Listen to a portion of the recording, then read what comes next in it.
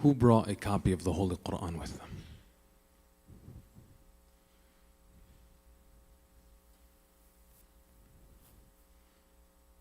This is still not enough. But for everyone here who brought a copy of the Holy Quran with them, you are inspiring me and everyone else here to bring a copy tomorrow. Now, yesterday we mentioned, we don't need to be agitated by people to tell us how much we should value this holy book. And people can burn the Holy Quran all they want. But that doesn't make us hold this Quran closer to our heart. What makes us hold this Quran closer to our heart is our own understanding of this value of the Holy Quran. Correct? Now for those of us, again, take the opportunity. You have a chance. You're here, and I'm so grateful that you are here. But take another step, and yet another step, and another step, and another step. Now some of you might feel like, hey, I'm coming into the majalis of Imam al-Husayn alayhi salam. I'm sitting down in the back. Don't push me more than that. I'm not here to push you more than that. Be comfortable. But what I do hope is that you can take a little bit of an inspiration. We've been mentioning every single night, both implicitly and explicitly. You haven't prayed? There's a musalla in the back for you to pray. I want you, if you didn't pray today, please, I will not take offense. In fact, if I see you getting up and going to the prayer hall, I'm going to be so happy, because then I thought, yes, they got it. They understood that the message of Imam al-Husayn alayhi salam is for that prayer. The message of Imam al-Husayn alayhi salam is for this Quran. So when you walk in, even if it's only for these 10 days for the whole year, even if it's only for these 10 days for the whole year, you can hold the Quran with pride and walk in with it, do it. That's the first step. That's why we're here. Some people may mock and say, oh, look at the Shia. They're deciding to be Muslims and practicing for 10 days of the year. 10-day Muslims. Yes, I'm making a step. This is between me and Allah. I'm on my journey. We're here getting closeness to Allah subhanahu wa ta'ala. Who here wants to be closer to Allah subhanahu wa ta'ala? We're all here for that. We're all here for that reason. We want to be with the Imam al-Husayn alayhi salam, who was able to say every single time he lost another member of his family, he would look to the heavens and say, Ya Allah, this is for you. So hold the Quran with you. You have a copy of the Holy Book with you. You have a copy of the Holy Quran. Hold it with you close to your heart. Hold it to your heart. If you don't, place your hand on your heart. Repeat after me. Not to be loud. We're not here in this world to be loud. We're not here in this world to be seen. We're here in this world to be the best versions of ourselves, because the opportunity that God gave us with life is the greatest gift of all. So repeat after me. Allah is my Lord. Allah is my Lord. Allah is my Lord. Islam is my religion. Islam is my religion. Islam is my religion. You hear that, my young brothers and sisters? You hear that? These young lions in the crowd, these young princes in the crowd, to the queens and the kings that wish to live their life to the fullest, know your identity and be proud of who you are. Islam is my religion. The Quran is my book. The Quran is my book. The Quran is my book. Muhammad is my prophet. You Shia, you are Muslims and you are the protectors of Islam. Be proud of your Prophet Muhammad. First and foremost, he is the one who we follow and we wish to be with on the day of judgment, calling his name. Muhammad is my prophet. Muhammad is my prophet. Muhammad is my prophet. Ali is my Imam. Ali is my Imam. Ali is my Imam. أحسنتم صلوات.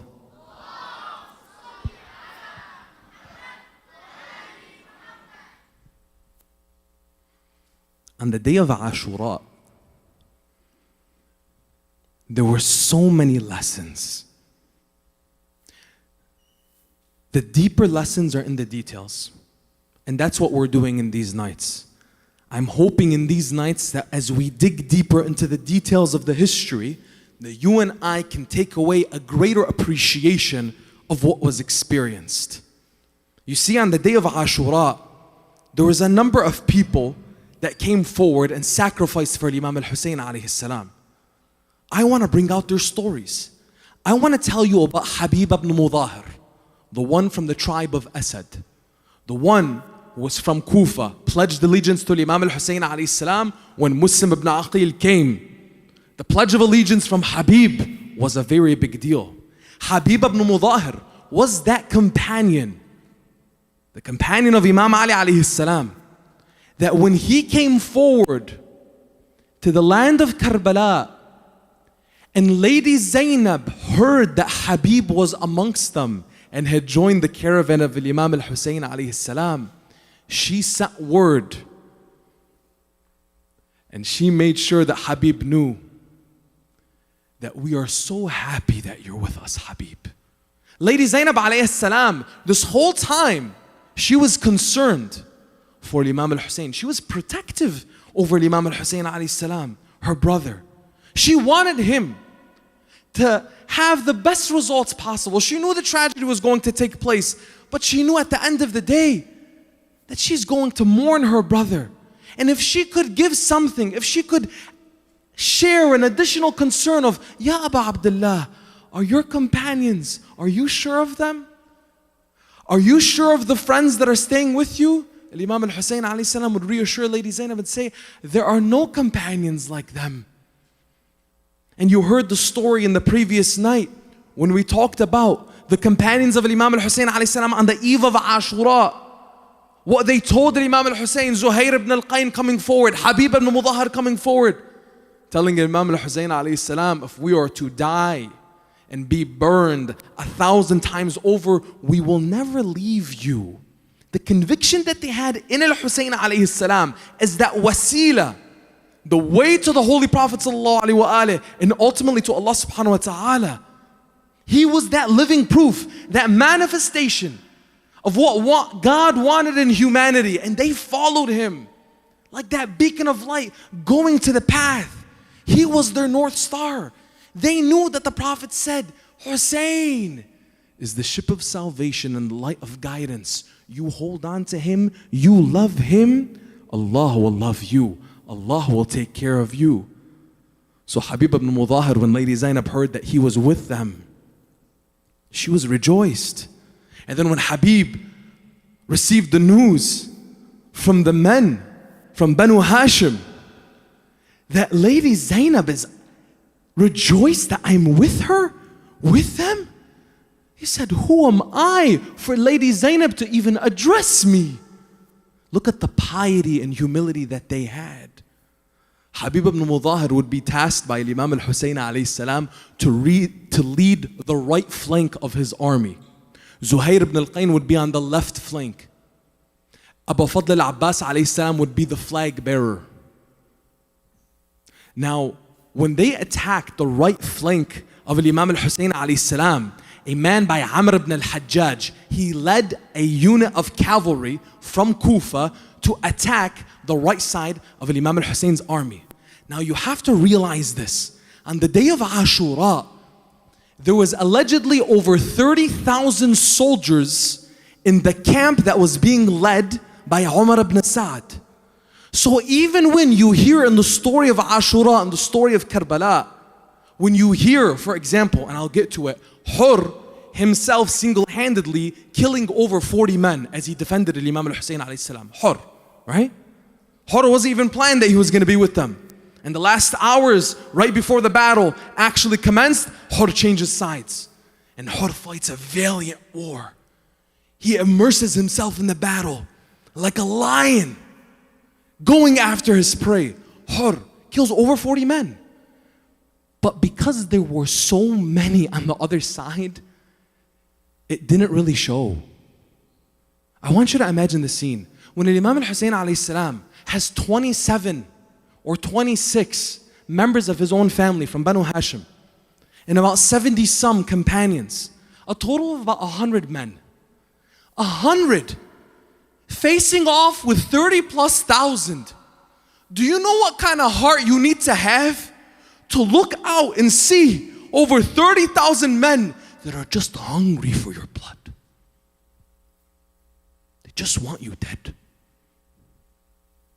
And you're standing behind the man who's the best of God's creation on the earth. Literally, you can't spot anything in Imam al-Husayn alayhi salam that's not praiseworthy. And literally, is the grandson of the Prophet whom you follow. But still, these people want him dead. And he talks to them, he says, listen, don't have your blood on my hands.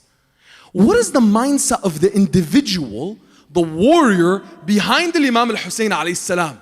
What is the mindset of Zuhair ibn al-Qayn on the left flank, who says to Imam al-Husayn, I will die for you 1,000 times over? What is the mindset of Habib ibn Mudahar on the right flank, who Amr ibn al-Hajjaj is attacking, coming forward with hundreds of cavalry? And you know how many men Habib had? A dozen or so, a couple dozen. Habib tells his men, ready your spears. Ready your spears. They get in battle form. It's said that they're on their knees. They have their spears on the ground, shields up. They're waiting for the attack. Habib says, hold. They're rushing. Hold. They're rushing. Hold. As soon as they got close enough, Habib calls out, spears. And then they rise with their spears.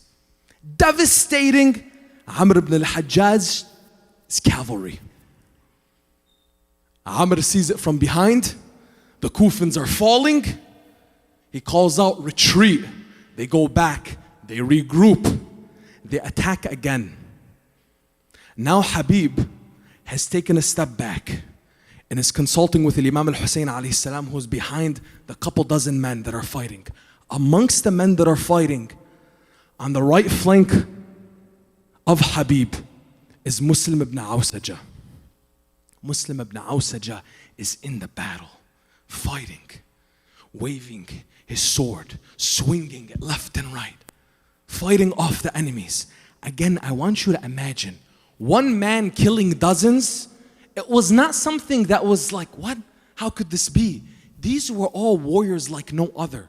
One of Imam Husayn's alayhi salam, one of his men was like 100. So when they were devastating them, it still wasn't though really felt on the other side. So they're attacking and they're surrounding Muslim ibn Awsaja, and it is said in the historical account, and remember, for those of you who are attending, Sayyid Haidar Bahr al-Ulum, our mentor and our teacher, who's giving a lecture every night after congregational prayers. Alhamdulillah, we have a beautiful atmosphere and experience Muharram Mainstays programs this year. It's an experience that people are having throughout the day. We are staying afterwards. For those of you who don't know, we're staying afterwards and having Jama'ah prayer, congregational prayer, as a family, as a community. And then right after that, there's another majlis and lecture. If you can, stay for that. I'm literally staying for that. I'm taking notes. I'm learning. This is something I want to share with you all. Being up here doesn't mean that I'm giving and you're receiving. Being up here is participating in the blessing, that I can take part in your experience as I'm taking an experience with me in getting the blessings of Imam al-Husayn alayhi salam in my life. As our dear brother and friend Dr. Hassan Abbas so eloquently mentioned, when you're looking at this experience in these 10 nights, these are the blessings that we are taking for the rest of the year. Inspiration for the rest of the year. This is our rejuvenation. This is the affirmation of our identity. So that when you're getting into the story and you're hearing how Muslim ibn Awsaja, this dark cloud is being formed around him because of the cavalry that's galloping around him, trying to attack him, and the few men that were with him from the right flank, what's in their heart that allows them to continue to fight on, so that I can see what do I need in my heart so I can fight on. You see, brothers and sisters, our battle is not a battlefield like that of Karbala, or the battlefield that Amir al-Mu'mineen faced in Siffin and Jamal, or the battlefield of Uhud, Badr, Hunayn, Khaybar. That's not our battlefield today. Our battlefield is the battle that Rasulullah promised his own companions who came from one of these battles. And as he welcomed them, he told them, welcome, welcome my warriors who've come back from the lesser struggle, the lesser jihad. They said, Ya Rasulullah, this is the lesser, the smaller struggle, the smaller jihad. We were just on the battlefront risking our lives to protect Islam. If this is the smaller struggle, then what is the greater struggle? What is jihad al-akbar? He said, jihad al-nafs. The struggle within. You and I, we each have a battlefield every single day.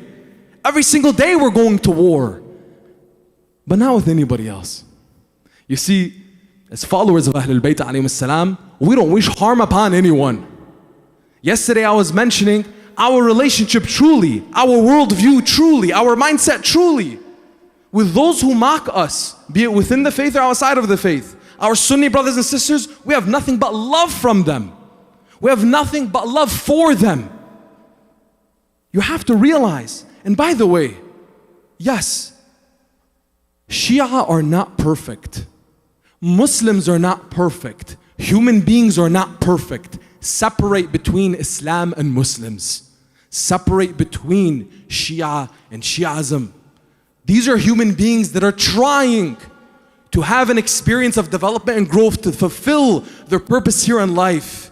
Let us not be so quick to cast a judgment upon a faith, upon a people. Let us keep that in mind. But we are trying. I'm up here, I am far from perfect. Nothing close to it. But I will tell you this. When I come up here, I have a task. I have a job. And my job is to give my all in sharing the message of Imam al-Husayn. That's my job. That's all I have to do coming up here. So when I come up here, I try. But I know I fall short. And if there's anything that you take from here tonight, I guarantee you it has nothing to do with me. Allah subhanahu wa ta'ala, through the blessings of Imam al-Husayn alayhi salam and through the prayers of my mother, something good happens. Any shortcomings are mine alone, and I'm not saying it out of an act of humility. I want you to realize, if you and I have this paradigm in our life and realize the amazing power that comes from the prayer that we acknowledge, whether it's the prayer of our mother or any prayer at all, and see that you and I, yes, we strive, yes, we act, yes, we work in our lives, but who is really in control? You want something to change in your life? Who here wants something to change in their life? Who here wants, they want to move, they want something better in their life? Who here wants change? I want to change. I want better, right? Okay. Try something. Try it. Give it up to Allah. Try it. For once, don't act like it. Don't say you're praying. Don't say, yeah, I ask God all the time. I pray all the time. No.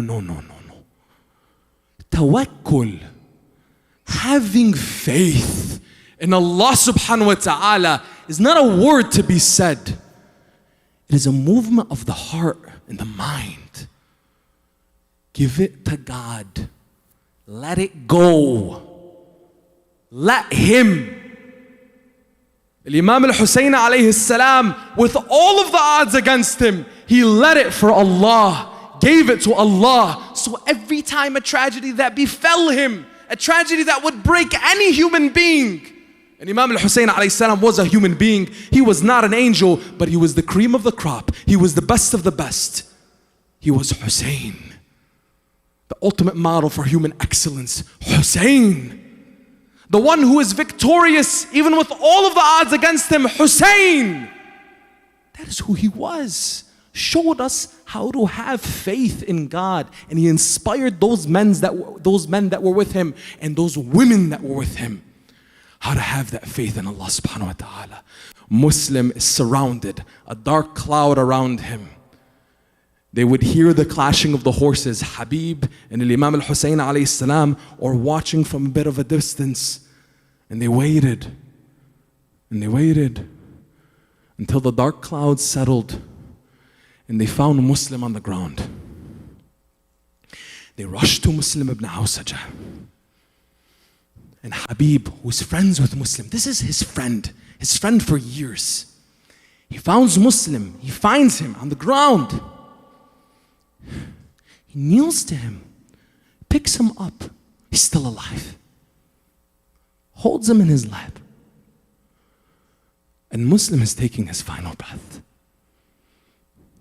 He says, Muslim, my friend,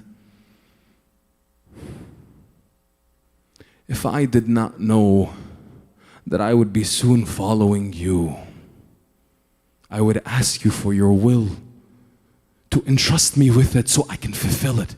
Because when you're in your last breath, what are you thinking about? You're not thinking about anything worldly anymore. You're thinking about what you're leaving behind. And Muslim is crying. He said, imagine being in the last moments with your friend. He says, Muslim, did you remember your family? Did you remember your wife and children? I know it's hard. He said, no, I didn't remember them. But I have a will for you, and it is that man behind you. And he pointed to Imam al-Husayn alayhi salam in his last dying breath, and he said, I entrust you with him. Don't leave this world until you fight the most fierce battle to defend him. Those were the last words of Muslim. Imam al-Husayn alayhi salam sees that and is praying to Allah, may Allah reward him for his sacrifice. And then the battle continues because they didn't stop. Imagine having these moments and then they didn't stop. As they're mourning their friend, they come and attack again. And the companions surround them and create a shield for Imam al-Husayn alayhi salam and Habib. They're mourning Muslim ibn Awsajah. And then they retreat. Then one of the companions, because by the way, the rules of engagement at that time was supposed to be where you fight one-on-one. So many a times when you hear of the battles in the history of Islam and the foundational, the formative years of Islam, you hear of these challenges, right? This man comes forward and then I challenge the other side of the battlefield, right? You hear that. That was typically how war was done, how battle was done. But what added to the tragedy of Karbala was that these men did not even observe the basic rules of engagement. And I'll show you a little bit more of how within the camp of Umar ibn Sa'd, they were arguing amongst themselves like, what are you doing? How dare you? When they attacked the tents of the women and the children. Umar ibn Sa'd had told Shimr, go attack the tents. Devastate Husayn. And then amongst themselves, by the way, it's not like any of these guys were good guys. Amongst themselves, whoa, you have no honor? You have no honor, you're attacking women? But yes, they did. They attacked women and children. We'll get to that. Tragedy upon tragedy. They retreat. They continue fighting. One of the companions that comes forth, I want to tell you his story.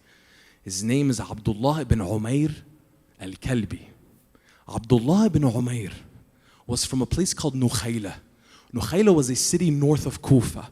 He was walking in the market, and then he's seen a lot of ruckus, a lot of people moving in the marketplace. And he's seen soldiers coming forward. Imagine soldiers. He's like, what's going on?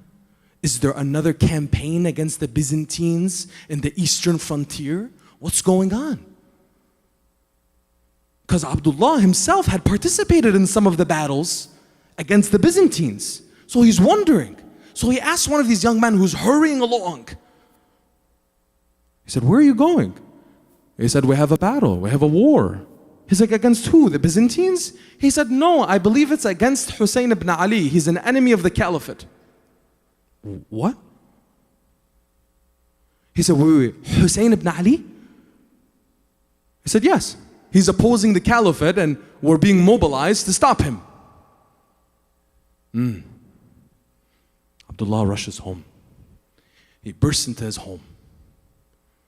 He tells his wife, they're going to kill Husayn. She said, what? They're going to kill Husayn. I have to find him and join his caravan. She was proud, knowing that her husband didn't even have a second thought. As soon as he understood that the grandson of Rasulullah is being attacked, what does he do? I have to join, I have to defend him. She said, yes, my husband, you do that, and may Allah bless you in this house. He said, okay, I have to gather my things and I have to go. She said, but wait, I'm going with you. He said, going with me? Like, my love, I'm going to battle. I'm going to die. He said, and I will die with you. Take this as a moment of reflection for my sisters and my brothers. Remember the battle within? This is the battlefield. How supportive are you as my sisters, the queens, the ones whom I give you my salute? Every night I'll give you a salute. That hijab that's on your head is a crown for all of us, not just you. I salute you, I respect you, I honor you, and forgive me for any shortcomings that I have or any of my brothers have with you. But as the queens that you are, do you respond to your men as the kings that they are? Have a moment of reflection. When Abdullah ibn Umayr goes to his wife, she doesn't tell him, oh, you're going to leave me behind? She said, I'm going to go die for Imam al-Husayn. What does she say? Allah bless you. I'm right behind you. I'm not only supporting you, I'm right behind you. The backbone. We are for one another, not a competition. Let the inspiration of Imam al-Husayn and Lady Zainab and Abu Fadl al-Abbas and his brothers and the likes of Abdullah ibn Umayr and the companions, let's stop this competition that we're having between men and women. We're not here to compete with one another. We're here to complete one another. Enough. Men be men. Women be women. Honor yourself with who you are. Ahlul Bayt alayhim as-salam give us this. Lady Zainab alayhi as-salam didn't compare herself to men. And Al-Abbas alayhi as-salam never questioned his role in protecting his women. Know this. Have your strength and your confidence in who you are and where you come from. Abdullah ibn Umayr went forward into the battlefield, joined the caravan of Imam al-Husayn alayhi salam and brought his wife with him. And he fought like a lion until he would finally fall, like all of the companions would. And though they would kill the dozens attacking and trying to take Imam al-Husayn alayhi salam, he would fall. And Abdullah actually would be particularly stabbed in the back. And his limbs removed. So when his wife was watching the scene from the hilltop of the camp, She rushed down when she saw him finally killed. She rushed down into the battlefield and sat at his body. And though she mourned him and cried for him, she smiled to the heavens and said, "What an honor I have that my husband gave his life for Husayn." Can you say that? Can I say that? Can we say that? You see, we have an opportunity to live. To live. Are you living? Or are you just existing? You see, because the people on the other side of the battlefield, they existed and didn't know the true purpose of life. The 72 companions of Imam al-Husayn alayhi salam and the 27 members of his family, they lived. They lived and they were free because they knew their purpose. And Abdullah's wife, she prayed in that moment. She said, "Ya Allah, I wish I could be taken with him and given the honor that my husband has in serving al-Husayn alayhi salam." Shimr la'natullahi alayhi. May Allah remove His mercy from the oppressors of the prophets and the saints. He heard her and he told his men, "Send her to hell with her husband." So she was killed on that day. And she was the first female martyr on the day of Ashura.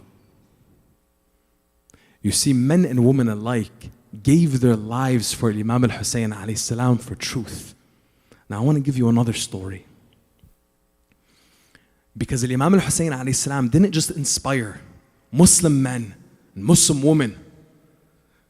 He inspired even Christians who didn't even belong to the faith of Islam.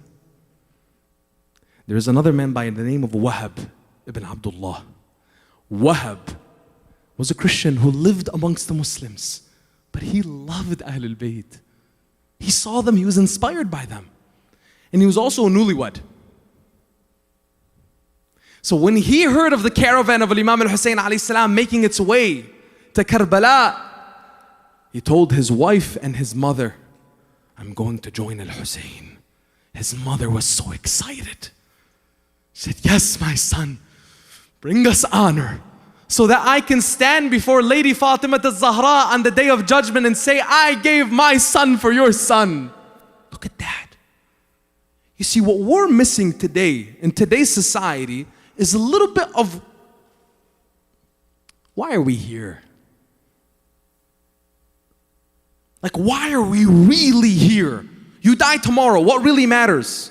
There's such a focus on our careers, our businesses, accumulating wealth, the materialism. There's such an emphasis on that. And guess what? Yes, as human beings, we're tested with it. And Allah subhanahu wa ta'ala doesn't tell you, you can't become wealthy. Allah subhanahu wa ta'ala doesn't tell you, you as a Muslim, if you want to truly be a Muslim, you need to be isolated from the world. Do not have any kind of wealth. Do not have any kind of success materially. No, no, no, no. As followers of Ahlul Bayt, we don't believe in that. In fact, we believe that you as a follower of Ahlul Bayt alayhim salam, you have an opportunity for success, take it. But there's a framework. There's guidelines. Observe them. Can you become a billionaire? Go become a billionaire. Because by being a billionaire, you can then help so many people. You can actualize the dreams and the aspirations of a community that's yearning to grow. There are millions of people that don't even have access to clean water. And inshallah on these coming nights, and I'll just throw it in here. In the Mainstay Foundation, some of you might have seen, who here saw our recent trip to Africa? Beautiful. When I went, Sayyid Abadar had gone on a trip before me, and Sayyid Haidar and Hajj Maryam and Hajj Lana and the whole team, they had gone before me, years before. Our brother Sayyid Hassan Hakim, who leads Mainstay in the UK, he's back and forth in Africa like every few months. And Africa and India and all these places. For me, it was my first time. And literally I went, I'm like, I just want to capture. I just want to capture it. Till now, it's hard for me to describe it. Till now. Till now, it's hard for me to describe seeing men, women, children that are just so happy and have nothing. Nothing. And they need water to live.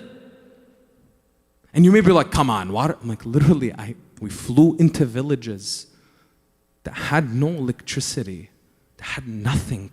And as soon as you brought this water, you dug this well 100 meters deep, the community begins to flourish. SubhanAllah, just from water.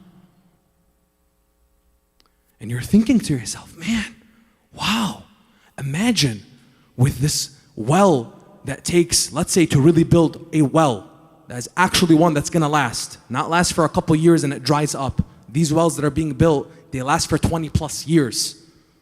This is really the foundation of a community. So this well takes $12,000 to $15,000 to build. Imagine, I was thinking to myself, I'm like, okay, Jalal, maybe you can afford, by saving up, I can maybe afford one for the whole year. But if I had the investments to, and I was like, literally just going in my head, I'm like, okay, because I'm like, I want to be a part of this. I want to support this. Thousands and thousands of people now have a whole and entire different life because now they have access to water. What's $15,000 to bring someone life? So I'm thinking about, okay, if I work harder here, if I invest in this, then I can take this and then flip it and then do it. What's wrong with wealth if you do it to help? Help your family, help your community. Our community is not just limited to here, this locality of Dearborn, Michigan. We're so proud to be from this community, from this locality, from this city. But you and I, we belong to something even greater. Dr. Hassan Abbas was mentioning his family on the East Coast in Washington, D.C. You belong to that as well. You belong from East Coast to West Coast. And I'm not talking about the continental United States. I'm talking about this whole world and every continent. On every continent there's people that believe what you believe, that call upon the name of Imam Husayn alayhi salam and cry his tragedy. There are people in islands off of the main coast, off of the coast of Africa and Madagascar, places I never even knew of. Reunion Island, there are Shia sending us messages saying, keep doing what you're doing. We see you. We hear you, we feel you. Do you know how amazing that is? That's coming from here. You belong to that. You, each and every one of us. I want you to know what you belong to. We belong to this community, this family across the world. Lovers of Ahlul Bayt alayhim salam. Believers in Allah subhanahu wa ta'ala. People that are saying earnestly, La ilaha illallah Muhammad Rasulullah. You belong to that. You know how amazing that is? So yes, if you can be successful and make wealth, do it, grow, so you can help and support and build the world that you want to see. That's what we believe in. And by the way, Ahlul Bayt themselves, many of them, they were wealthy. Imam al-Hasan alayhi salam. Never forget Imam al-Hasan and the remembrance of Imam al-Husayn. Imam al-Hasan alayhi salam, it's reported that multiple times in his life, he gave half of his wealth. And on 2 different occasions, he gave all of his wealth. Imam al-Hasan alayhi salam was a businessman, was an investor. Had fields, orchards. Invested in the economy of agriculture. Was a business mind, Imam al-Hasan. And by the way, every member of Ahlul Bayt, and every single one of our Imams worked with their hands and didn't shy away from that whatsoever. So if you see somebody who's earning and growing and working with their hands, don't look at them and be like, oh, look, are they not educated? No, work with your hands. In every aspect. There's no shame in honest work. No shame. But also, don't look at other people's rizqah. Don't look at other people's sustenance. Oh, and look, oh, it must be nice. Must be nice owning a business. Must be nice having passive income. Must be nice. Yeah. Because they worked for it. Stop comparing yourself to the person next to you. Stop comparing and competing. There's no use for you. I'm not saying it so you don't hurt the other person's feelings. I'm saying for you, it's unbecoming of you. You're here. Start acting like it. You realize this. We as a community, and again, I'm going to emphasize this, it's not because of an ethnicity, it's not because of a race, it's not because of color, it's not because of a nationality, none of that. It's because of the inspiration that you have in your spiritual heritage. Your spiritual heritage. Al-Husayn alayhi salam. That this man welcomed every walk of life. Abdullah, Wahab ibn Abdullah came forward. He was a Christian. Imam Husayn alayhi salam welcomed him with open arms, not because he needed warriors. Imam al-Husayn alayhi salam time and time again told the people that were with him, you don't have to be here. This sacrifice is mine alone. You can go, you can leave. But Abdullah, or Wahab ibn Abdullah came. He came with his wife and his mother. His mother so proud, his wife not so much. Why? You can't blame her. She just got married. Newlyweds. She's automatically, as soon as she heard him, she said, whoa, whoa, whoa, you're gonna leave me? But I want you to think about that, my sisters. Okay? For those of you who are married, or those of you who are looking to get married, think about what kind of relationship that you want. Do you love someone because you need them? Or do you love the person because you love them? And men, do you love the woman in your life because they provide for you and you need them in certain ways? Whether it's your mother, your wife, your sister, whoever it may be. Or do you love them because you love them? You see, love, something that gets thrown around so easily. I want you to hear this. And don't cast a quick judgment on Wahab's wife. Because Wahab's wife, yes, she said she was young. She was a newlywed. She was a new wife, a new bride. She said, you're going to leave me, a widow, right away like this? He said, my wife, Husayn calls, and I don't answer. She said, what are you looking for? Honor and glory? Is that what you're looking for? He said, no. She said, what are you looking for then? You're leaving me. What are you looking for? I'm looking for truth. And I know that on this earth, that truth does not lie with anyone but Husayn. He was a Christian. He goes to Karbala. His mother and wife go with him. On the day of Ashura, he fights. Oh, he fights.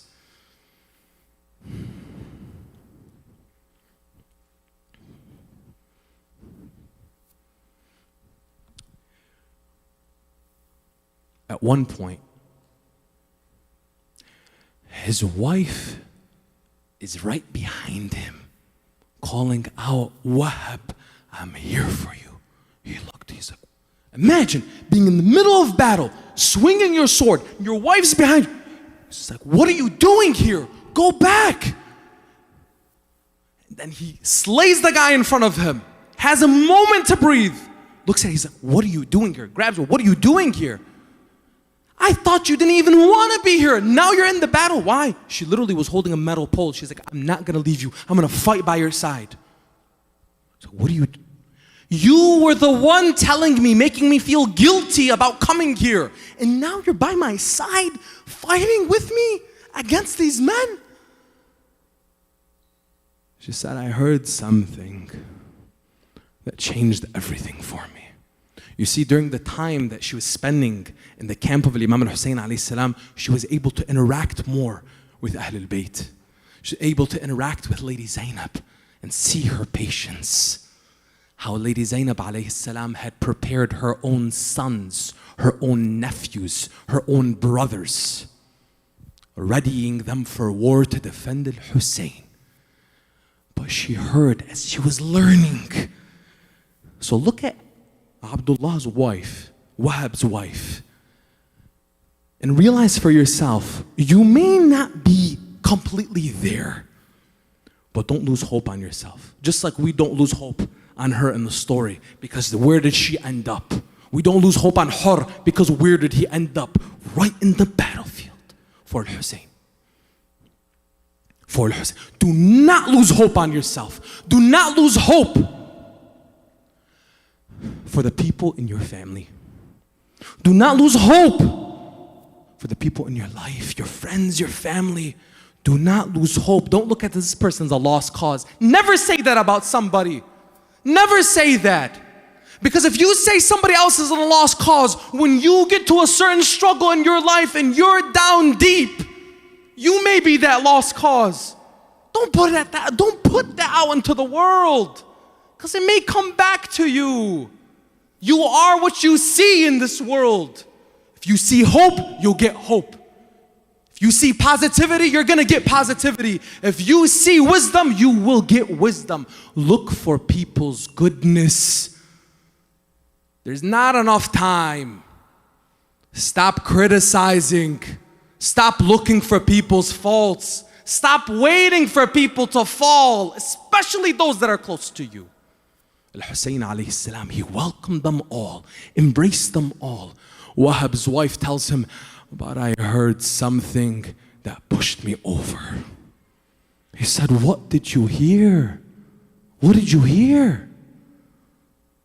She said, I heard Husayn say, wa qillata. Remember when I was saying, you see 30,000 men in front of you, and there's only 100, 70 some companions who are facing off with thousands. And Imam al-Husayn is looking at these men whom he told them, please leave in the night, don't die for me. But they said, we will stay. And he said, there's no companions, no friends like you. But don't you know that hurt Imam Husayn alayhi salam? His heart, it hurt him to see his men fall by one by one. And he's looking at Wahab, a man that didn't even share the same faith as him. But Husayn was his inspiration, and he was watching him and he was saying, wa qillata. Oh, how little our numbers are. هل من ناصر ينصرنا? Is there anyone to aid us? So Wahab's wife, she said, I couldn't help it. I grabbed the first thing I could grab, and I came here to support you. And Imam al-Husayn alayhi salam, he looks and he sees what she's doing. Wahab calls, Ya Abdullah, please take my wife. Imam al-Husayn personally brought her forth, said, may Allah reward you. But it's not your sacrifice. We're going to dig deeper every single night. And I want you to see these stories. I want you to be able to look into this history and feel what they experienced, because every single member of that battlefield, yes, Imam al-Husayn alayhi salam only had 100 men, but every single one of them had a story and has a legacy. And you and I, we are here to honor that legacy. For their love, let's recite a loud salawat.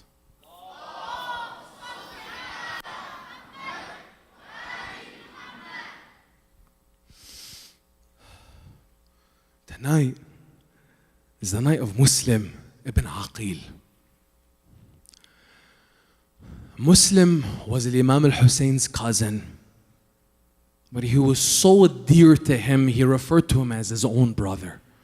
And in his letter to the people of Kufa, he said, I am sending to you my brother Muslim. He represents me. Muslim ibn Aqil goes to Kufa, is welcomed, as we mentioned in the nights prior. He's welcomed the welcome of a hero. But things quickly changed for Muslim. And unfortunately, they changed after he had sent word with Abis al-Shakiri, who would personally deliver the message to Imam al-Husayn alayhi salam, that the people of Kufa await you, Ya Aba Abdullah, come forth. If I tell you this tale of sorrow, Will you lend me your hearts to borrow? Will you shed a tear for Husayn? Will you remember Zainab's pain? Can you recite with me? Who here knows the words? Beautiful. God bless you all. And if you don't know the words, try to listen closely and recite. The majlis of Abu Abdullah al-Husayn alayhi salam is not a passive one. Again, remember, this is you and me. This is all of us together. All of us together. If I tell you this tale of sorrow, will you lend me your hearts to borrow? Will you shed a tear for Husayn? Will you remember Zainab's pain? Again, if I tell you this tale of sorrow, will you lend me your hearts to borrow? Will you shed a tear for Husayn? Will you remember Zainab's pain? And if we stay here tonight until tomorrow, will you bear this tale of sorrow? Listen here to Husayn's story, a story of heartache and glory, a story of heartache and glory. Al-Imam al-Husayn, when he sent Muslim ibn Aqil to Kufa, and they welcomed him the welcome of heroes, but the people of Kufa were then oppressed, as Ubaydullah ibn Ziyad would come forward as the new governor of Kufa. People were taken prisoner, people were executed and killed, and some people betrayed Muslim. Brothers and sisters, on this night as we remember the first shaheed, the first martyr of the movement of Imam al-Husayn, Muslim ibn Aqil would find himself all alone. He was betrayed. They surrounded him. He was being hosted for this one night by a righteous woman that he had knocked on her door, asking her, "Can you give me some water? Can you give me a place to stay?" This woman, her name was Tawa. She was a believer. She was a faithful woman. She said, "I don't accept strange men into my home." He said, "Please, I wish you no harm. I can tell you who I am." She said, "Oh man, tell me who you are." He says, "I am the ambassador of Al-Husayn. I am Husayn's cousin. I am Muslim ibn Aqil. Ali ibn Abi Talib, Amir al-Mu'mineen, is my uncle. I am from Banu Hashim." She welcomes him into her home.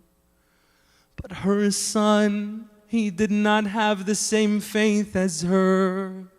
And as soon as he found out that Muslim was in her home, he went to the authorities and he told them, "Muslim is hiding in the home of my mother." So by the time of morning, they surrounded the home and they called out, "Oh Muslim, come out, you have no escape." They say that Muslim fought, he would not give up, he would not give up. But brothers and sisters, what can one lion do when hundreds of dogs surround him? Brothers and sisters, Muslim ibn Aqil fought bravely against these men, but they pelted him with their arrows, with stones and rocks, until Muslim was bloodied from head to toe. And then they would take him to the governor Ubaydullah ibn Ziyad, and on their way they would beat him. They would whip him and they would slash him. They would torment him and abuse him. He's brought forth between Ubaydullah ibn Ziyad and the people that are looking on. Ubaydullah wanted to make an example of Muslim ibn Aqil, so no one would dare to face off with him. No one would dare to challenge him.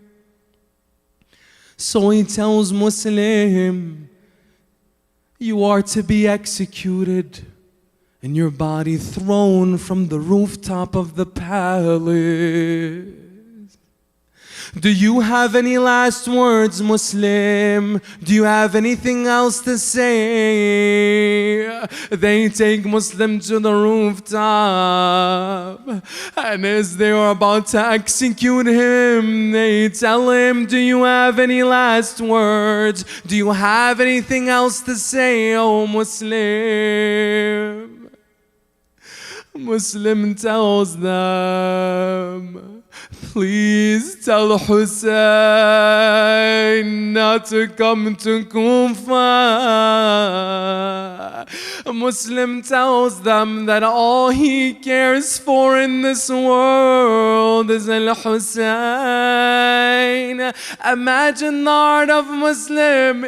He was the one who wrote to Imam Al-Husayn telling him to come to Kufa. He had the responsibility to vet the people of Kufa. Imam Al-Husayn was on the way to Kufa when Muslim was being killed, and all Muslim could say, he didn't care about his family, his sons and his children. All he could think of was Abi Abdullah al-Husayn.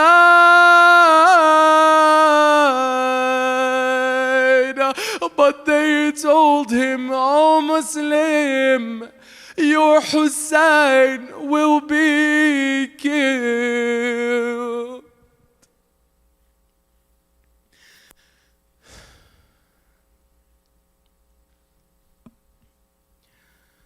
Muslim gave all that he could to serve Husayn. Muslim gave all that he could to serve Husayn. When they asked his final words, he only prayed, Husayn, Husayn, warn my Imam, Imam Husayn. Muslim said, what did he say?